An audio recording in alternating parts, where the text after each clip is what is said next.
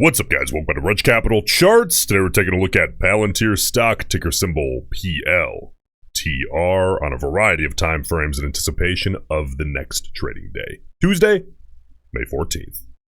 All right, guys, Palantir stock here today up 34 cents a share. That's plus 1.65% in regular trading hours. We had a nice little pop and consolidation here today. Let's take a look at this stock and really get prepped for tomorrow. We're going to look at the volume profile, kind of peel back the onion, take a peek under the hood. We'll look at the psychological levels and how those changed here today heading into tomorrow. The institutions, the big money is going to be looking at that, so we need to pay attention. The implied volatility, the expected move for tomorrow, and the directional bias coming out of the chain for tomorrow. So let's get started here with that volume profile on the 5-minute chart. Listen, guys, if you are new here, Palantir is a daily upload, so I appreciate you subscribing to the channel, and I will keep the Palantir videos coming. So let's take a peek under the hood and look at the volume profile. What we're really looking for here, guys, is bias that doesn't really or isn't really so obvious given the actual movement. Now, being that it's a kind of a smaller green day, bulls, really you would want to see at least some semi-obvious bullish bias. You don't really need it to be tremendous. I mean, tremendous would be great, but it's not a 10%. Day to the upside. So bullish bias to support the upside move is great, whereas bears, ideally you guys would want to see bearish bias or really no bias at all. Now if we look here, we get a contextual open and a quick fade in volume with a couple of random pops. This is very normal for Palantir.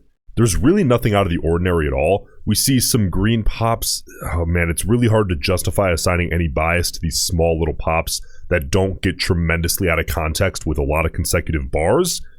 Another pop, right? A couple of pops here kind of offsetting each other on that little pull in and pop back up. Into the close, we see one kind of bizarre out of context candle that then pulls back hard on the red bars. Is that a little bit of bullish bias heading into the close? It's very small. Listen, guys, I don't like to do anything off of one bar. There's way too much of a risk, and if we were to do that on these stocks, start assigning bias off of one bizarre bar, we'd be here all day, and I think we'd learn very little. And then the close is obviously very, very normal, very contextual with a rebalancing bar, the first bar immediately after the bell. That's a lot of funds and institutions, just the algorithms triggering, doing a lot of buying and selling. Honestly, guys, there's nothing here in terms of bias on Palantir here today. So bulls, a little bit disappointing on a green day. This would be more disappointing if it was like a 5%, 7% green day to see no bias. So it's all right, but bears, this is kind of like ideal. You would love to see really bearish bias, but it's just good to see bias or no bias really. Anything that doesn't support the bulls on a green day, you bears will probably take here today. Now, let's move on. Let's take a look at the psychological levels, starting with the 30-minute chart. Again, keep it very simple. I only care about what has the most eyeballs. Bulls, good move here today. Now you guys can see we headed into the weekend pulling downside away from that 50 period, dragging the moving average down with the stock. Today, bulls, we got a high volume break on the open. We retested it a number of times. We didn't get a really high volume bounce, which is kind of the last part of that equation that I really like to see for an ideal break and hold. But we held it throughout the day. Broke it early on big volume, held it throughout the day. That's not a bad thing to see. Bulls, tomorrow. Any downside test of the 50 period, the white line. I don't care what volume we test on as long as we bounce on more volume. Okay? Hold that level, ideally. And then we can maybe look to utilize that 50 period as kind of a trampoline to push our way up to a 200 period test here in the near future. Bears, number one goal, really only goal here tomorrow on the 30-minute is to break back downside beneath that 50 period, kind of prove that the market here today made a mistake in reclaiming that to the upside. Now, let's move on here to the 4-hour chart and take a look. You can see here, guys, that the stock is still about 5.5% away from the nearest level in the 4-hour. I'm watching the 4-hour if it comes back into play. Of course, I want those moving averages to come back into play. If I'm a bull, if I'm a bear, all I really want here on the 4-hour is for that 50 period to continue to move downside in as aggressive of a manner as possible to get that potential psychological area of resistance lower and lower and lower, as low as possible, as quickly as possible. That's really it on the 4-hour. I'm always thinking about the 4-hour, okay? if it's in play. But when the 4 hour is not in play, I don't like to spend a ton of time on it because we can do better by looking at the daily. Okay, what's the clear story here on the daily? Well, we're currently in between kind of a really wide channel between the 200-day and the 50-day. 200 is the gray line, the 50-day is that white line. But we're talking multiple point moves to get to either of those. So what's the obvious story? The one that's going to have the most eyeballs, the clear story here tomorrow?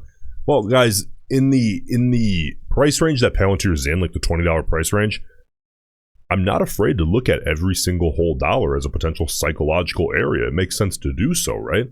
Given Palantir's typical volatility and the price range it's currently in, the story here is 21 bucks a share. It's really simple, right? Don't overcomplicate the psychology of something that's as heavily watched as the daily, because you want to look at it from the most basic perspective possible so that you can kind of look at what the most amount of people are also going to be looking at. You don't want to get too advanced on the daily. I think that's a mistake. But that's also good news for a lot of you more like beginners out there, right? Because you can look at this on your own even and probably come up with the story. It's 21 bucks. Bears reject 21. That gives you guys an opportunity to use that to head down toward 20, which is really a big level. Bulls retake 21. In the future, we can maybe look to utilize 21 to push up toward 22 and further. All right, implied volatility here. It is up today, but still, compared to the last 3 months, very low. If you're buying new options, you're going to be paying very low Vega value, which is a good thing.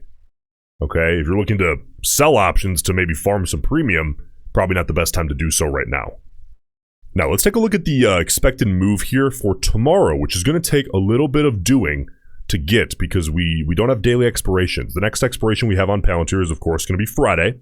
So the expected move by Friday's close compared to today's close is plus or minus 88 cents per share. So here's what we can do to get tomorrow. We can go ahead and divide 88 cents by 4, Tuesday, Wednesday, Thursday, Friday, right? And then I like to add back 50% to make up for the fact that that initial calculation, it assumes a green streak or a red streak into the end of the week. We have to add back a little bit of volatility, a little slack, right? And 50% seems to be working the best and the most consistently right now. So I'm adding back 50%, which gives us a plus or minus expected move by tomorrow's close, Tuesday's close, compared to today's close of plus or minus 33 cents per share here on Palantir. That's the market's volatility expectation. And remember, guys, by design, there's no directional bias baked into the expected move. It's the volatility expectation, which is important to know, especially if you're trading options. Now, how do we get the directional bias? Well, we can look at the volume.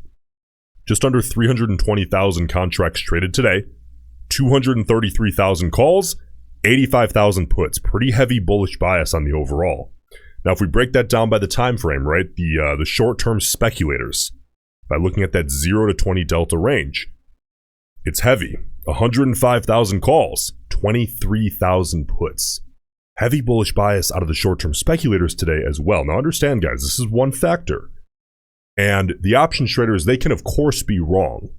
But I'm showing you the volume here, and that's what the traders are telling us. Listen, guys, hey, if your goal with this whole trading thing is to kind of try to expedite the process, maybe learn from someone who made all the mistakes, hi.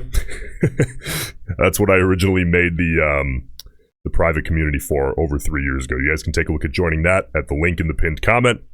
Hope to see you inside, and I'll see you in the next one.